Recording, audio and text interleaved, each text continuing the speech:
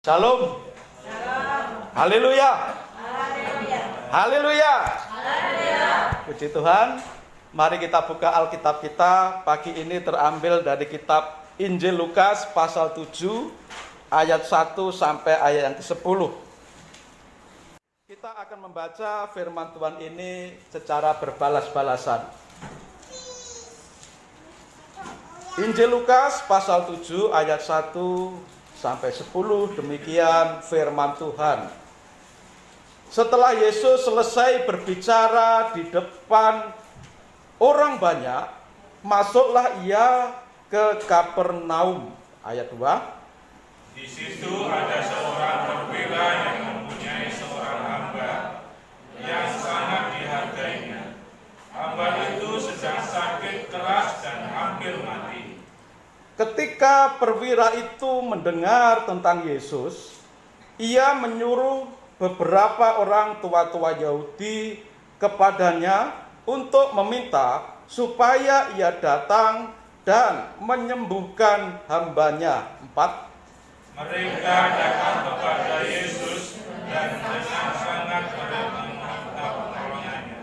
Katanya, ia layak engkau tolong. Sebab ia mengasihi bangsa kita dan dialah yang menanggung pembangunan rumah ibadah kami. 6. Lalu Yesus pergi bersama-sama dengan mereka. Ketika ia tidak jauh lagi dari rumah perwira itu menyuruh sahabat-sahabatnya untuk mengatakan kepadanya, "Tuhan, janganlah bersusah-susah, sebab aku tidak layak menerima Tuhan di dalam rumahku. Sebab itu aku juga menganggap diriku tidak layak untuk datang kepadamu.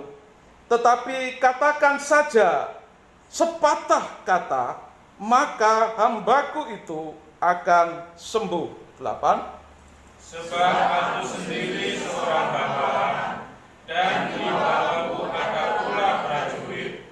Jika aku berkata kepada salah seorang prajurit itu, "Pergi," maka ia pergi. Dan kepada seorang lagi, "Datang," maka ia datang. Ataupun kepada hambaku, "Kerjakanlah ini," maka ia mengerjakannya. Setelah Yesus mendengar perkataan itu, ia heran akan dia dan sambil berpaling kepada orang banyak yang mengikuti dia, ia berkata, "Aku berkata kepadamu, iman sebesar ini tidak pernah aku jumpai sekalipun di antara orang Israel." 10.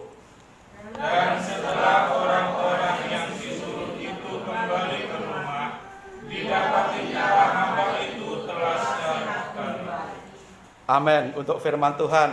Sidang jemaat yang dikasihi Tuhan Yesus Kristus, tema renungan kita pada pagi ini ialah iman yang besar. Iman yang besar terambil dari ayat yang ke-9. Setelah Yesus mendengar perkataan itu, ia heran akan dia dan sambil berpaling kepada orang banyak yang mengikuti dia, ia berkata, "Aku berkata kepadamu, iman sebesar ini tidak pernah aku jumpai sekalipun di antara orang Israel." Iman sebesar ini yang dimiliki oleh seorang perwira yang bukan orang Israel, bukan orang Yahudi. Dia adalah perwira tentara Roma. Ia orang asing. Ia bukan bangsa pilihan karena dia bukan orang Israel. Tetapi satu hal yang kita baca di ayat ini, Yesus Tuhan kita itu heran kepada perwira ini. Ia bukan orang Israel, tetapi memiliki iman yang besar yang walaupun sebagai bangsa pilihan di antara orang Israel tidak pernah dijumpai iman sebesar yang dimiliki oleh perwira itu. Sehingga Yesus heran. Yesus kagum kepada perwira ini. Luar biasa perwira ini. Memiliki iman yang besar.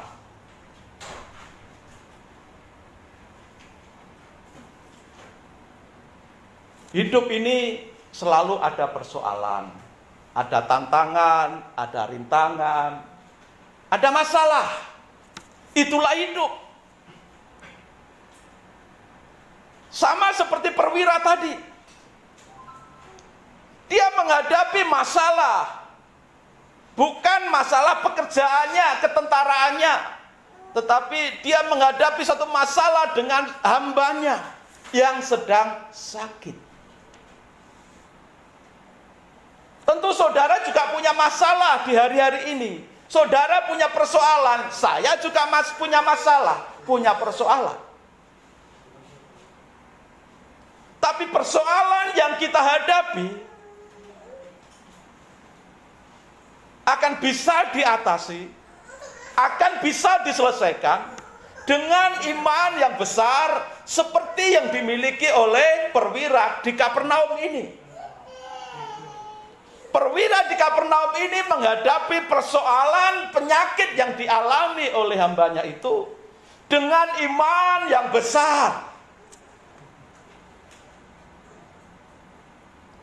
Dan iman yang besar itu kita butuhkan. Dibutuhkan oleh setiap orang percaya.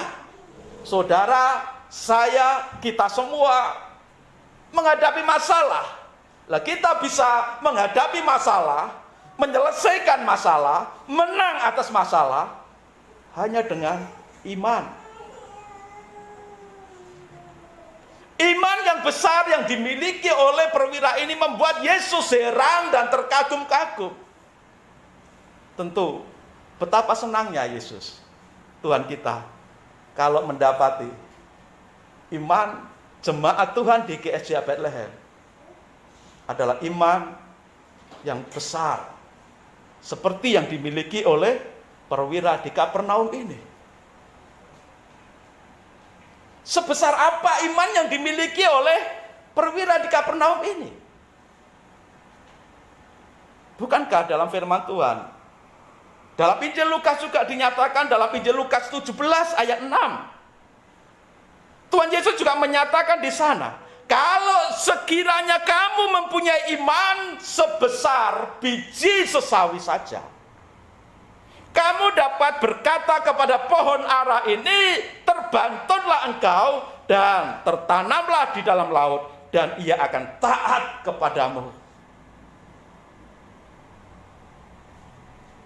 Ternyata yang dimaksud iman yang besar itu berarti bukan sebesar gunung imannya, tapi iman itu walaupun sebesar biji sesawi. Biji sesawi itu sangat kecil, saudara mungkin pernah lihat biji-biji sesawi. Biji sesawi, mungkin wijen aja dah, biji wijen itu pun masih terlalu besar kalau dibandingkan biji sesawi. Taruhlah sebesar biji wijen itu saja yang kecil itu, atau biji cabai aja, itu pun sebenarnya kalau dibandingkan dengan biji sesawi jauh lebih kecil biji sesawi.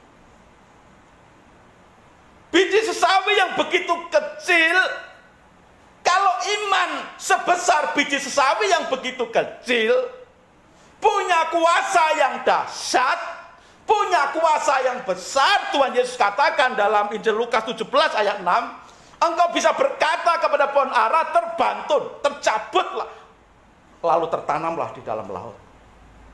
Maka itu akan terjadi.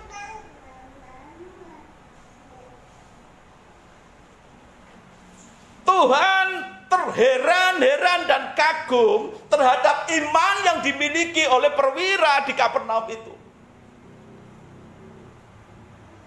Dikatakan iman sebesar ini. Saudara, dari pembacaan tadi kita bisa belajar beberapa hal Kenapa Yesus sampai kagum, terheran-heran dengan iman yang dimiliki oleh perwira di Kapernaum ini? Kita belajar ini supaya kita juga, ya, bagaimana seharusnya kita menghidupi iman kita, supaya Tuhan Yesus kagum juga kepada kita. Ada beberapa hal yang bisa kita pelajari dari iman yang dimiliki oleh perwira ini sehingga membuat Yesus heran. Yang pertama di dalam ayat yang kedua. Ayat kedua pasal 7 tadi. Di situ ada seorang perwira yang mempunyai seorang hamba yang sangat dihargainya. Hamba itu sedang sakit keras dan hampir mati. Di sini kita belajar dari ayat ini bahwa iman besar yang membuat Yesus kagum, heran dengan perwira di Kapernaum ini, karena di dalam iman yang dimiliki oleh perwira itu adalah iman yang di dalamnya ada kasih.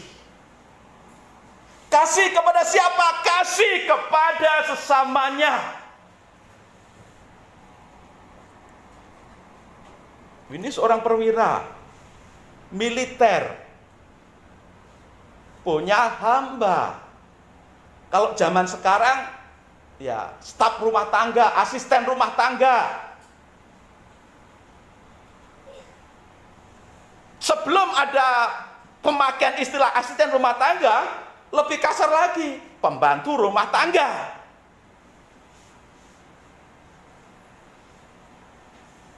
Bisa dibayangkan ya, seorang perwira militer punya asisten rumah tangga yang sedang sakit.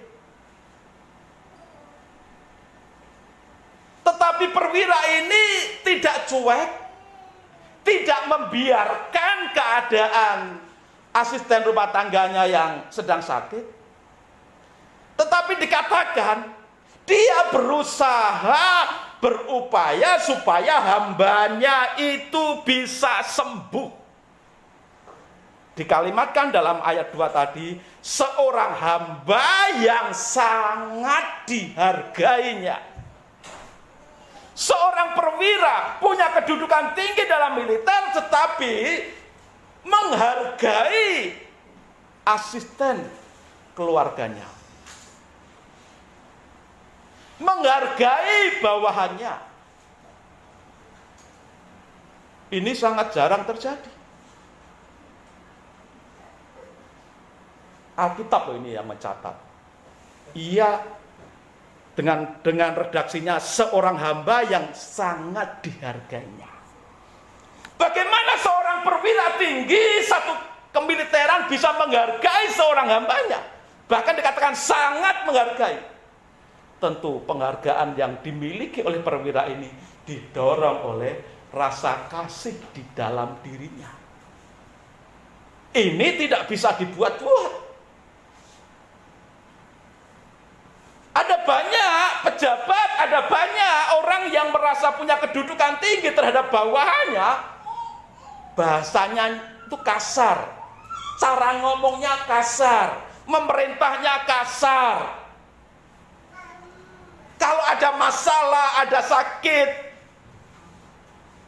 yang dialami oleh bawahannya, dibiarin saja. Tetapi perwira ini sangat menghargai karena didorong rasa kasih dalam dirinya. Tidak mungkin perwira ini menghargai hambanya dan berupaya mencari cara untuk mengobati dan menyembuhkan hambanya kalau tidak didorong oleh rasa kasih yang ada dalam diri perwira ini. Iman sang perwira ini bukan iman yang kosong, tapi iman yang memiliki kasih di dalamnya.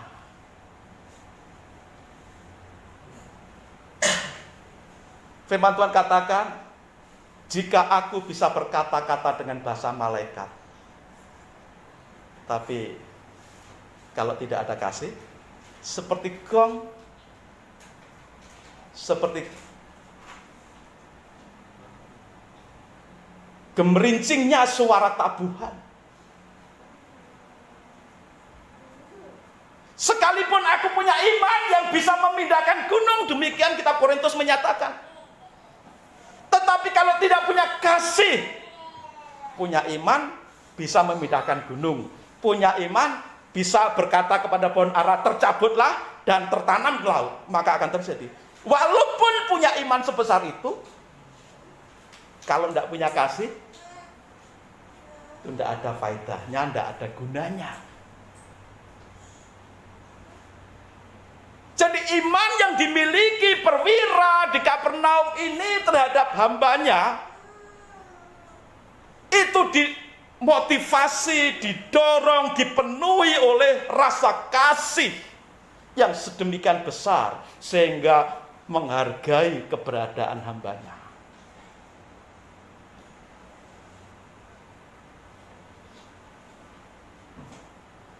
Ada orang juga yang mengaku sebagai orang Kristen, mengaku beriman, tapi hidupnya tanpa kasih. Dan sekali lagi, walaupun orang mengaku beriman dan bahkan bisa dengan imannya itu memindahkan gunung, kalau tidak punya kasih, itu omong kosong.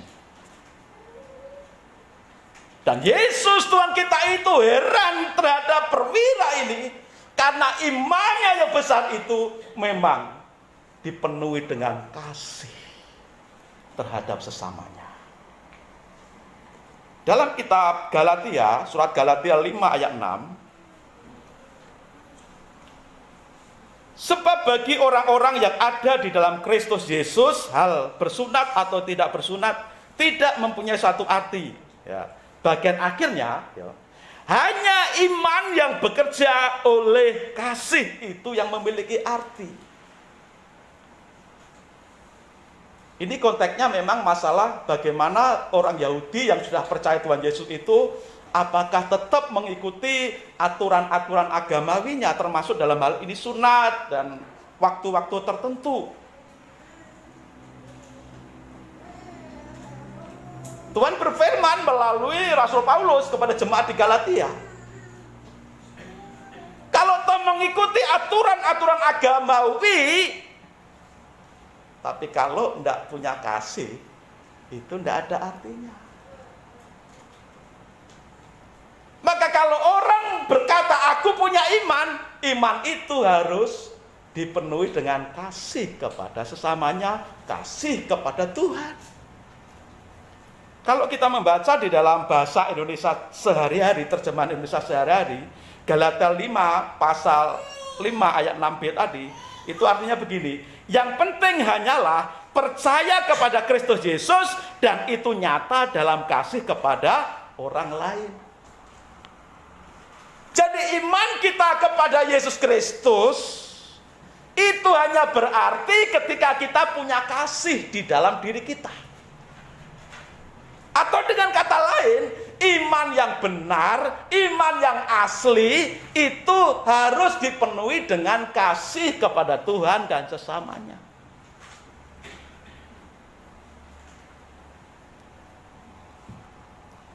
Orang yang beriman pasti mengasihi sesamanya. Orang yang beriman tidak menyakiti sesamanya, tetapi mengasihi. Orang beriman itu menguasai diri, menahan diri. Orang beriman tidak menguasai orang lain dan mengekang orang lain. Orang beriman itu menahan diri dari setiap godaan. Orang beriman itu tidak menghalang-halangi orang lain atau mengekang orang lain. Tapi iman sejati itu akan mengekang diri sendiri dari segala nafsu. Seperti perwira tinggi ini, dia punya iman yang membuat Yesus kagum karena dalam imannya itu dipenuhi dengan kasih yang luar biasa. Orang beriman itu dipenuhi kasih. Dan bukti kasih itu adalah menghargai, menghormati sesamanya. Kalau ada orang yang mengaku beriman, tidak memiliki kasih, tidak menghargai sesamanya, tidak mengampuni sesamanya, berarti orang itu tidak punya kasih. Dan itulah yang dialami oleh perwira. Walaupun dia pejabat tinggi, punya otoritas, punya kekuasaan, sangat dihormati dan dihargai oleh bawahannya dan banyak orang, tetapi imannya adalah iman yang asli, iman yang dipenuhi dengan kasih. Sehingga walaupun yang sakit itu bawahannya, hambanya, tetapi karena dia memiliki iman yang benar, imannya itu dipenuhi dengan kasih, walaupun hambanya sakit, dia sangat menghargai, menghormati, dan mengupayakan kesembuhannya. Inilah yang membuat Tuhan Yesus heran dan kagum. Hal selanjutnya, iman yang dimiliki perwira ini membuat Yesus heran dan kagum. Itu ada di dalam ayat 4 dan 5. Mereka datang kepada Yesus dan dengan sangat mereka meminta pertolongannya. Sebab ia mengasihi bangsa, meminta pertolongannya, katanya, ia layak engkau tolong. Sebab ia mengasihi bangsa kita. Dan dialah, perwira ini, yang menanggung pembangunan rumah ibadat kami. Iman yang sejati, iman yang dikagumi Tuhan Yesus, yang pertama adalah iman yang penuh kasih. Yang kedua adalah iman yang peduli dengan pekerjaan Tuhan. Iman yang peduli dengan pekerjaan Tuhan. Perwira, walaupun dia bukan orang Yahudi, bukan orang Israel, dia termasuk bisa dikatakan perwiranya penjajah di Israel. Tetapi rupanya perwira ini mendukung penuh pembangunan Bait Allah. Disokong, ditopang, bahkan dengan kalimat yang begitu luar biasa dari para tua-tua Yahudi itu, dialah yang menanggung pembangunan rumah ibadah kami. Rumah ibadah yang dibangun oleh bangsa Yahudi ditanggung oleh perwira ini. Dari mana? Dari penghasilannya, dari gajinya. Walaupun dia orang asing, bukan orang Israel, tetapi peduli dengan pekerjaan Tuhan untuk membangun Bait Allah. Iman sejati yang membuat Tuhan kagum selain dipenuhi kasih, iman itu harus peduli dengan pekerjaan Tuhan. Tidak ada orang yang beriman itu cuek, masa bodoh melihat pekerjaan Tuhan. Mungkin perwira ini bisa menyumbang sepenuhnya, mendukung sepenuhnya biaya pembangunan Bait Suci. Tapi dalam konteks kekinian, konteks saat ini, mungkin tidak selalu harus berupa uang untuk membantu pekerjaan Tuhan. Bisa berupa uang dalam menyokong pekerjaan Tuhan. Bisa dengan doa menyokong pekerjaan Tuhan. Bisa dengan tenaga, talenta yang dimiliki untuk menyokong pekerjaan Tuhan.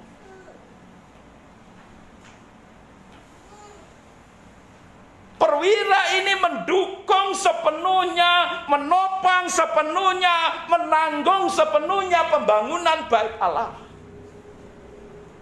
Karena dimotori, karena digerakkan oleh iman yang sejati, iman yang besar. Sampai Tuhan Yesus kagum. Ini sekaligus menjadi tempat atau alat bagi kita untuk melihat apakah imanku termasuk iman yang besar, iman yang dikagumi oleh Tuhan seperti imannya perwira tadi. Mengasihi sesama dan peduli dengan pekerjaan Tuhan. Kepedulian terhadap pekerjaan Tuhan bisa berupa menanggung dari dana, membantu pekerjaan Tuhan melalui daya, tenaga, membantu pekerjaan Tuhan melalui doa.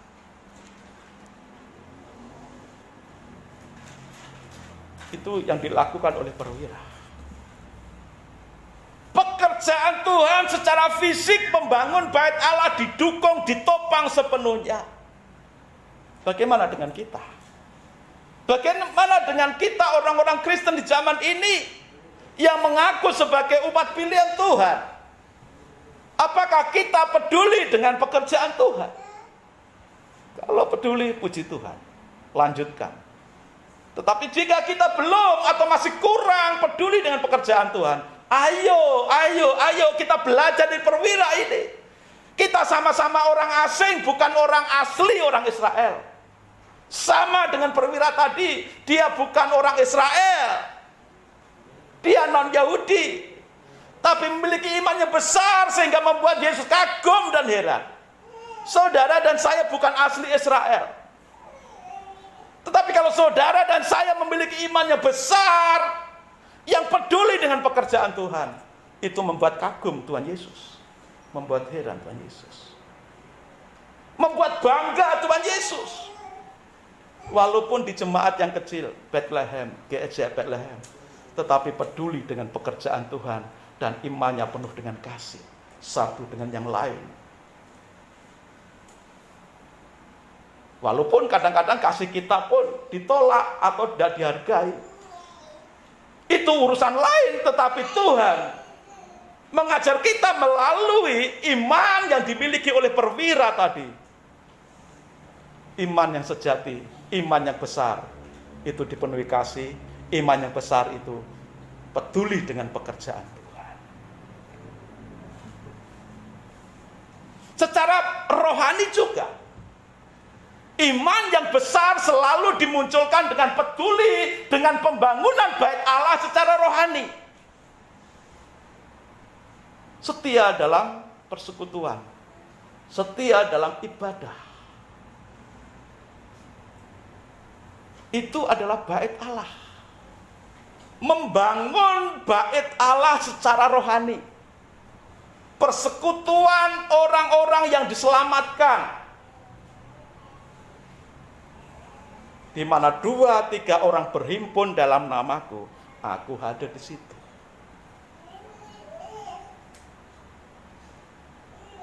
Dua, 3, 4, 5, 6, 10, 30, 50 orang berhimpun dalam nama Tuhan, beribadah bersama-sama dengan, maka Tuhan hadir di dalamnya, menjadi bait Allah secara rohani. Itulah persekutuan orang kudus, itulah gereja yang kudus dan am. Kita ini gereja lokal yang secara rohani Tuhan izinkan dibentuk, dibuat persekutuan ibadah. Supaya apa? Ayo, orang-orang yang memiliki iman yang sejati, supaya peduli dengan pembangunan bait Allah secara rohani. Supaya orang-orang yang punya iman peduli dengan pembangunan persekutuan bersama ini sebagai rumah Allah.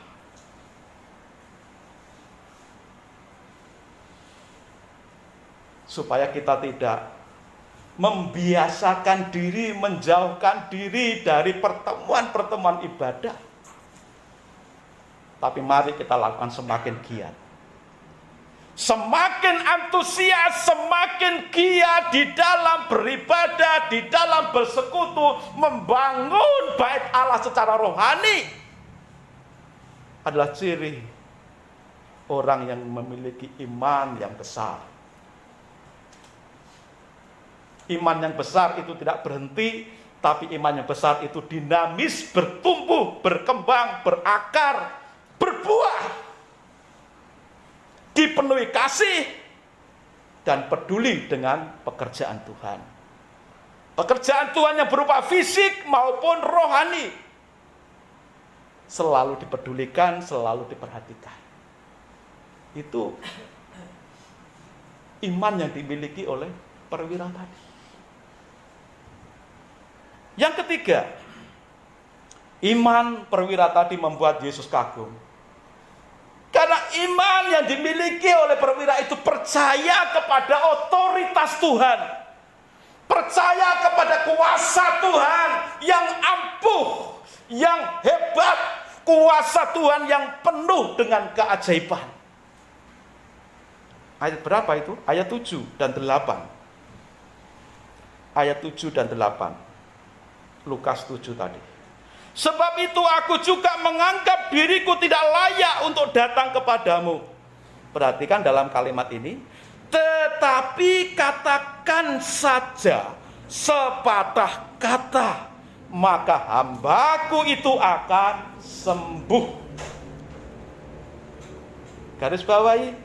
Katakan saja sepatah kata, maka hambaku itu akan sembuh. Lalu dilanjutkan ayat 8. Sebab aku sendiri seorang bawahan, dan di bawahku ada pula prajurit. Jika aku berkata kepada salah seorang prajurit itu pergi, maka ia pergi. Dan kepada seorang lagi datang, maka ia datang. Ataupun kepada hambaku, kerjakanlah ini, maka ia akan mengerjakannya. Iman yang benar, iman yang besar, percaya kepada kuasa Tuhan yang penuh keajaiban. Percaya kepada otoritas Tuhan. Percaya kepada kuasa Tuhan yang dahsyat. Itu ditandai dengan apa? Katakan saja sepatah kata, maka hambaku akan sembuh.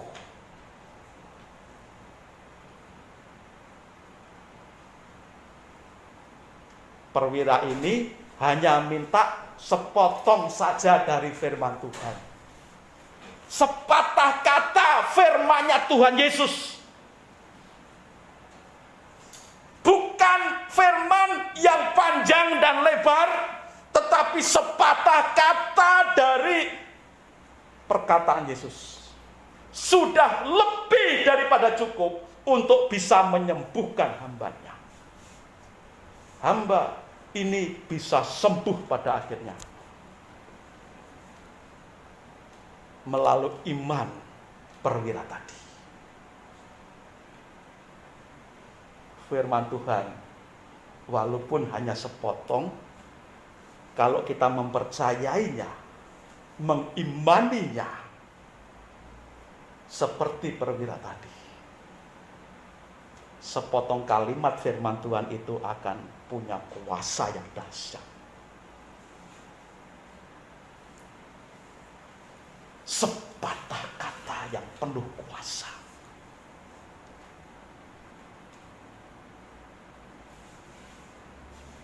Iman yang besar, percaya kepada kuasa Tuhan melalui firman-Nya. Iman yang besar, tidak meragukan, tidak menyangsikan firman Tuhan. Iman yang besar selalu percaya kepada kuasa firman Tuhan. Menghargai firman Tuhan, menghormati firman Tuhan, percaya penuh bahwa firman Tuhan itu punya kuasa yang dahsyat. Kuasa firman yang menciptakan langit dan bumi serta isinya. Kuasa firman yang memelihara langit, bumi serta isinya. Kuasa firman yang begitu dahsyat. Kalau kita ingat Tuhan Yesus menghadapi pencobaan di padang gurun, waktu puasa 40 hari, 40 malam. Setiap kali setan mencobai dengan firman, dibalas dengan firman.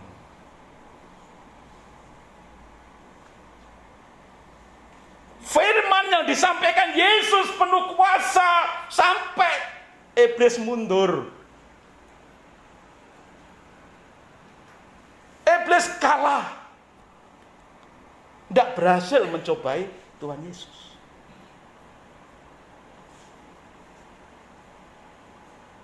Apapun persoalanmu, apapun pencobaanmu, apapun bebanmu, persoalanmu, masalahmu, percayalah kepada firman Tuhan yang hidup. Karena firman Tuhan yang hidup itu ketika sudah keluar dari mulut Allah, tidak akan kembali dengan sia-sia. Firman Tuhan yang keluar dari mulut Allah itu tidak akan dibatalkan dan tidak akan kembali dengan sia-sia tanpa hasil. Dan ketika kita mengimani seperti perwira tadi, mengimani, mempercayai kuasa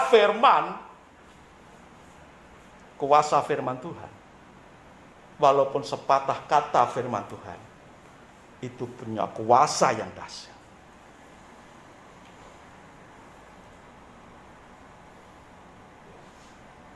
Di dalam kitab Amsal pasal 13 ayat 13 serba 13 ya. Amsal 13 ayat 13. Siapa meremehkan firman, ia akan menanggung akibatnya. Tetapi siapa yang taat kepada firman atau perintah Tuhan akan menerima balasan. Balasan bagi orang yang mentaati firman Allah adalah upah yang dari Tuhan, berkat Tuhan. Tetapi orang yang meremehkan firman, orang yang tidak menghargai, tidak menghormati firman, akan mendapatkan akibat hukuman. Atau orang yang tidak percaya firman tidak akan mendapatkan apa-apa dari kuasa firman. Perwira tadi begitu besar imannya kepada perkataan, kepada firman-Nya Tuhan Yesus, untuk bisa menyembuhkan hambanya yang sedang sakit. Sepatah kata saja cukup untuk bisa menyembuhkan hambaku.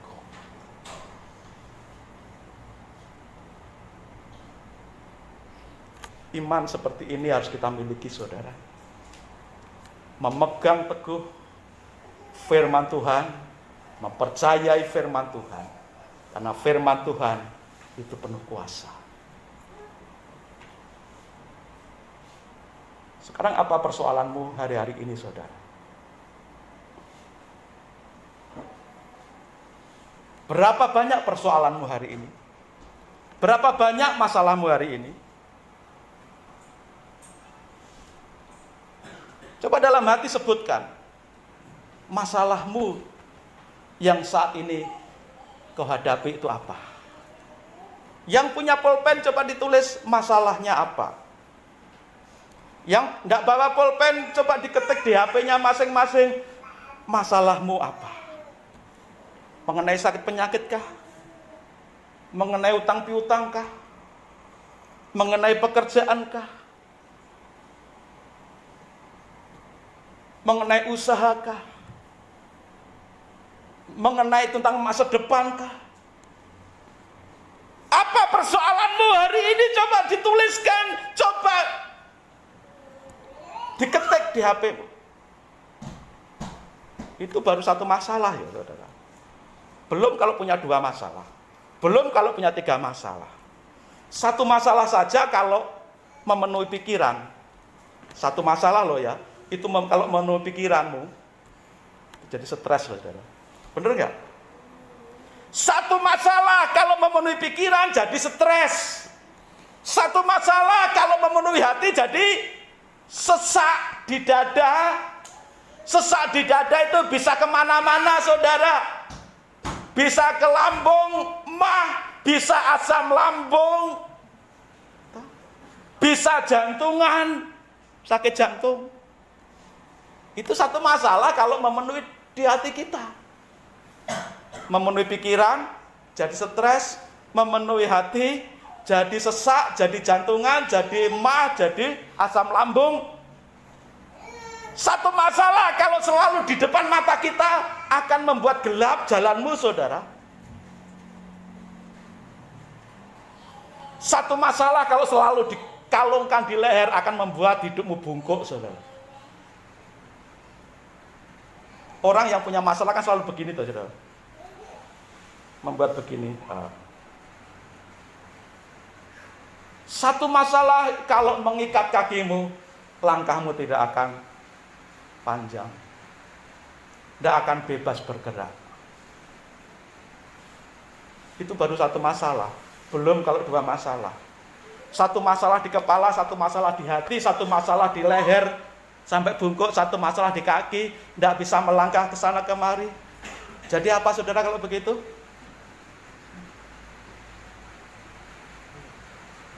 Tapi berapapun masalahmu hari ini, saat ini kita mendengar satu iman yang besar yang dimiliki oleh perwira itu, hendaknya kita miliki juga.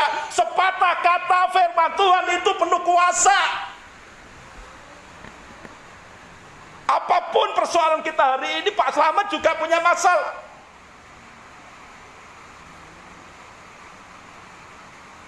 Genggam masalahmu di genggaman. Berikan pada Tuhan, Tuhan ini masalahku kuangkat kepadamu, dan aku percaya firman-Mu penuh kuasa, ya dan amin, sanggup membuat aku menang atas masalah.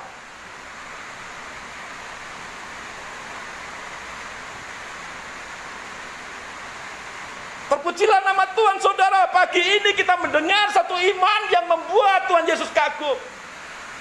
Salah satunya karena imannya itu percaya kepada kuasa firman yang tidak terbatas. Kita serba terbatas sebagai manusia. Kita ada masalah, kita ada persoalan. Sebab itu milikilah iman yang besar untuk mengandalkan firman Tuhan. Saudara, setiap firman yang saya bagikan setiap hari itu, ya, sebenarnya hasil perenungan, bacaan setiap hari yang menguatkan saya untuk menghadapi setiap persoalan hidup. Saya bagikan kepada siapapun. Hanya ayat itu penekanannya di huruf tebal, huruf besar ditekankan di situ. Semoga harapan saya, semoga itu menjadi rema bagi setiap yang membaca firman Tuhan itu. Karena saya sadar sepenuhnya bahwa kekuatan kita, orang yang beriman itu terletak kepada firman Tuhan, mempercayai otoritas firman. Saya tidak ambil pusing dengan orang yang berkata, ayatisme. Saudara, hidup kita itu karena firman loh, saudara. Orang Israel bisa hidup, bisa bertahan, bisa menang di padang gurun sampai masuk Kanaan itu karena firman. Langit dan bumi itu ada karena firman, dipelihara Tuhan karena firman Tuhan. Anak muda yang mati di kota Nain di perikop selanjutnya itu bisa hidup karena firman Tuhan. Dan ini hamba perwira ini bisa sembuh karena apa? Karena firman Tuhan yang dipercayai oleh perwira itu. Katakan saja ya Tuhan Yesus, sepatah kata saja, maka hambaku itu akan sembuh. Hari ini percayalah kepada firman Tuhan yang diperkatakan Tuhan. Pegang firman Tuhan. Setan berusaha menjauhkan kita dari firman Tuhan. Dengan berbagai cara kita dijauhkan dari firman Tuhan. Karena setan tahu firman itu punya kuasa yang hebat, punya kuasa yang ajaib. Sebab itu, pegang firman Tuhan, percayailah firman Tuhan. Percaya kepada otoritas firman, kekuasaan firman, keajaiban firman. Hari ini masalahmu, sampaikan kepada Tuhan. Perlu ditulis, tulislah masalahmu itu. Dan perkatakan, dalam nama Yesus, Seperti imannya perwira tadi, sepatah kata penuh kuasa. Sepatah kata firman Tuhan penuh kuasa. Imanilah itu. Ada seorang hamba Tuhan membangun satu gereja dengan keuangan yang sangat-sangat sedikit, tidak masuk akal. Dihitung sekitar 300 sekian juta, mendekati 400 juta untuk membangunnya saja. Belum kontrak tanahnya 8 are, karena harus diambil semua, tidak boleh separuh. 15 tahun membangunnya, hampir 400 juta. Jemaatnya belum banyak, tapi bisa jadi. Dia katakan, Tuhan, dia hitung di kalkulator, di HP, dia sampaikan pada Tuhan, ini Tuhan jumlahnya untuk membangun. Dan kuasa firman, kuasa iman, yang mempercayai firman Tuhan, itu bisa terjadi. Saudara dan saya juga punya iman yang sama, punya Tuhan yang sama. Apapun persoalanmu, masalah keuangan kah, masalah nota yang tagihan kah, masalah kesehatan kah, ayo kita belajar dari perwira ini. Miliki iman yang besar. Iman yang besar itu penuh kasih. Iman yang besar itu peduli dengan pekerjaan Tuhan. Iman yang besar itu percaya kepada kuasa firman.